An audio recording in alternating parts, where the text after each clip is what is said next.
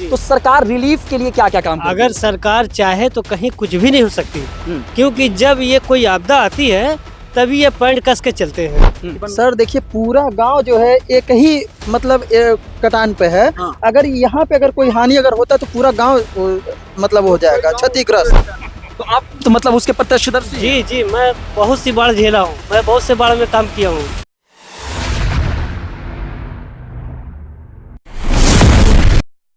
दोस्तों, बेधड़क खबर देख रहे हैं आप और मैं हूं आपके साथ विक्की सिंह। दोस्तों, गोरखपुर में राप्ती और सरयू के जलस्तर बढ़ने के साथ साथ अब बाढ़ के प्रकोप के झेलने को लेकर ही बहुत सारे गांव जो है वो सतर्क हो रहे हैं। और इसी कड़ी में अभी जो ताजा जानकारी है उसमें तकरीबन गोरखपुर से रिलेटेड 30 ऐसे गांव हैं जो बाढ़ की चपेट में 50% आ चुके हैं और अभी जो नदी चल रही है वो खतरे के निशान से ऊपर बह रही है। और इसी कड़ी में उत्तरासोल के एक गांव में हम मौजूद हैं और ये दिखाने की कोशिश कर रहे हैं कि प्रशासन यहाँ पे किस तरीके से काम कर रहा है। सबसे पहले कुछ भौगोलिक स्थितियां आपको बता दें। ये जो सड़क है दोस्तों, ये बहुत सारे गाँव के लिए एक तरीके से कह सकते हैं बंधा, ये सुरक्षा कवच का काम कर रहा है। और दूसरी तरफ आप ये तमाम प्रशासन के लोग, बुलडोजर और जेसीबी जो लगी हुई है और तमाम जो कर्मचारी लगे हुए हैं, ये केवल उन तमाम कटान को भरने की कोशिश कर रहे हैं वैकल्पिक व्यवस्था के थ्रू कि पानी इस बार के बाढ़ को किसी तरीके से झेल ले। आगे आपको साफ तस्वीरें नजर आ रही होंगी। दूसरी तरफ की तस्वीरें जब आप देखेंगे दोस्तों, तो दूसरी तरफ की तस्वीरें जो ग्रामीण बता रहे हैं वो ये है कि इस तरफ से जो ये उत्तरासोल गाँव है, इस तरफ से पूरी जो एरिया है उसमें भी कटान उत्पन्न हो गया है और किसी तरीके से रोकने के लिए वहां पे जो पेड़ पौधे हैं वहां पे रखा जा रहा है। बहुत सारे लोग हैं, इस जगह के बारे में बहुत जानकारी नहीं है, लेकिन यही जानकारी इनसे समझने की कोशिश करते हैं कि लास्ट बार बाढ़ कब बहुत विकराल रूप धारण की थी और कैसे यहाँ पे ये हर साल इसी तरीके से होता है। सर, सबसे पहले तो मैं ये जानना चाहूंगा कि क्या ये हर साल इसी तरीके से बाढ़ आती है? सर, बाढ़ आती है, मतलब यहाँ पर व्यवस्था मतलब रुका रहता है। हाँ। आपका क्या नाम पड़ेगा सर? अखिलेश प्रताप शर्मा। तो शर्मा जी, ये बताइए कि ये जो अभी व्यवस्था की जा रही है, इस व्यवस्था से निजात मिल जाएगा? उम्मीद तो है, वो कोशिश लोग कर रहे हैं, प्रशासन शासन कोशिश कर रहा है। अच्छा, एक बात बताइए, मान लीजिए अभी जलस्तर धीरे धीरे बढ़ने की कगार पे है, बढ़ भी रहा है, तो जलस्तर कितने दिन में तकरीबन ये जलस्तर जो है अभी इस तरीके से बढ़ा हुआ है? बस 2-3 दिन के अंदर बढ़ा हुआ है। 2-3 दिन के अंदर? तो आगे भी इस तरीके के आसार दिख रहे हैं आप लोग, चूंकि यहाँ के गांव के हैं? आसार तो अब नहीं दिख रहे हैं। अब नहीं उतना दिख रहा है, अब डाउन होना चाहिए। कहाँ क्यों बारिश रुक गई है, इसलिए अब डाउन कहा जा रहा है कि जो नेपाल में पानी बरसा उसकी वजह से ये जलस्तर बढ़ा है। सर, बात तो सही है, लेकिन जानते हैं क्या है, नेपाल पानी हर साल छोड़ता है, लेकिन हम जब भी देखें कि जब भी भाजपा का गवर्नमेंट होता है, अब हमको राजनीति के तरीके से मत जोड़िएगा। हाँ, नहीं बताइए आप अपनी बात। जब भी भाजपा का गवर्नमेंट होता है तो इस तरह का माहौल बनता है। इस तरीके का माहौल मतलब नहीं समझे? अरे, बाढ़ वाला जो स्थिति होता है, तो बाढ़ तो यार प्राकृतिक आपदा है ना। प्राकृतिक आपदा अभी तक क्यों नहीं आई थी? 4 साल 5 साल बाद हम इतना भयानक बाढ़ देख रहे हैं, पूरा इतना जल स्तर बढ़ गया। अच्छा, ये सारी चीजें अभी जो कटी हैं, ये अभी कटी हैं इस बार के 3 दिन के सर, हमारा डेली का इधर रास्ता है, ठीक है, गोरखनाथ में रहते हैं, बराबर आना जाना है, लेकिन इस तरह का बहुत जो स्थिति है बहुत डेंजर है। अभी जो जिस तरीके से प्रशासन यहाँ पे काम कर रही है, ये प्रशासन की कोई गलती नहीं है, प्रशासन एकदम काम में मुस्तैद है। सही है बात है कि नहीं भैया? हाँ, प्रशासन की कोई गलती नहीं है। अच्छा, जैसे मान लीजिए ये नदी के किनारे किनारे तमाम ऐसे लोग हैं जो फसलें उगाते हैं, तमाम किसान हैं, तो जब बाढ़ आती है तो उनके फसलों पे कितना नुकसान पहुंचता है? या तो फिर उनकी फसलें एकदम तबाह हो जाती होंगी?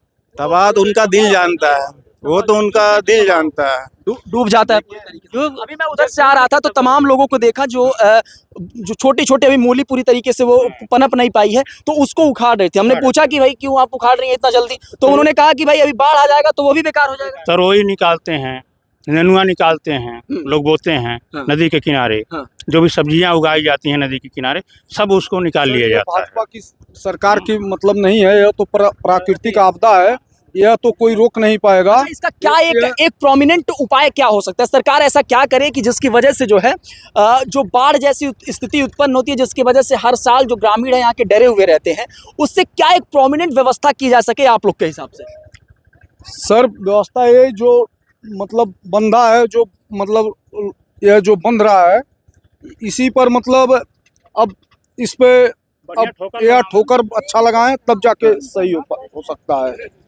कब है रिंग बंधा बना दे। रिंग बंधा? नहर बनाया जाए, नहर बनाया जाए जिससे कि मतलब पानी जो है एक साइड से मतलब निकले। हाँ। अब मान चलिए जब कटान ना हो। हाँ कटान ना हो। अब जब नहर जब नहीं रहेगा तो देखिए पानी फैल जाता है, चारों तरफ फैल जाता है। तो इस वजह से नहर बनाना सबसे सबसे जरूरी काम नहर का है। अच्छा, एक चीज मैं अगर आप लोग से एक एक्सेप्शन पूछूं, जैसे मान लीजिए ये अभी सुरक्षा कवच के तौर पे ये बंधा काम कर रहा है, अगर ये बंधा खुदा ना खास्ता ऐसे कुछ चीजें हो जाएं, आप इस ठोकर नहीं लगा हुआ है। ठोकर लगाना सबसे महत्वपूर्ण चीज ये है कि ठोकर लगाना जरूरी है जगह जगह चीजों पे। अगर ऐसा हो जाता है तो ये कितने गांव इससे प्रभावित होंगे और कितनी आबादी तकरीबन? सर देखिए पूरा गांव जो है एक ही मतलब कटान पे है। हाँ। अगर यहाँ पे अगर कोई हानि अगर होता है तो पूरा गांव मतलब हो जाएगा क्षतिग्रस्त, कई गांव इससे क्षतिग्रस्त हो जाएगा। अभी पानी इस गांव में पहुंचता है कि नहीं पहुंचता है किसी तरीके से? नहीं अभी तो ऐसा कुछ अभी नहीं है। नौबत नहीं आया है। लास्ट टाइम कब बाढ़ आई थी आप लोग को कुछ? सन 98 में सर, सन 1998 में। 98 में ये सारी चीजें उसी एक मिनट ये सारी चीजें तब उस तरीके से थी 98 में? सर 98 में उसी तरह थी, लेकिन पहले से 98 में क्या था, बहुत परिवर्तन हुआ। 98 के बाद से बहुत परिवर्तन हुआ इधर। उसके बाद से उस बाढ़ से लोग सीखे। हाँ, उस बाढ़ से बहुत कुछ सीखे लोग। 98 में जो बाढ़ थी बहुत ऐतिहासिक बाढ़ थी। वैसा बाढ़ मानो आज तक कभी आया ही नहीं इधर।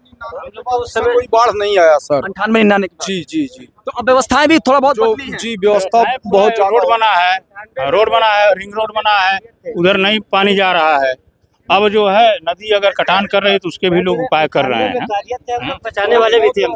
अच्छा, आप लोग बचा रहे थे उस जी समय? हाँ, 1998 में कार्यरत थे माधोपुर बनने पे। हाँ। और एडीएम सिटी साहब ने खुद को कहा था कि लास्ट समय कि आप लोग यहाँ से हट जाइए। मेट शिवानंद श्रीवास्तव थे। हाँ। उन्होंने कहा कि आप लोग हट जाइए, माधोपुर बनना नहीं बचेगा।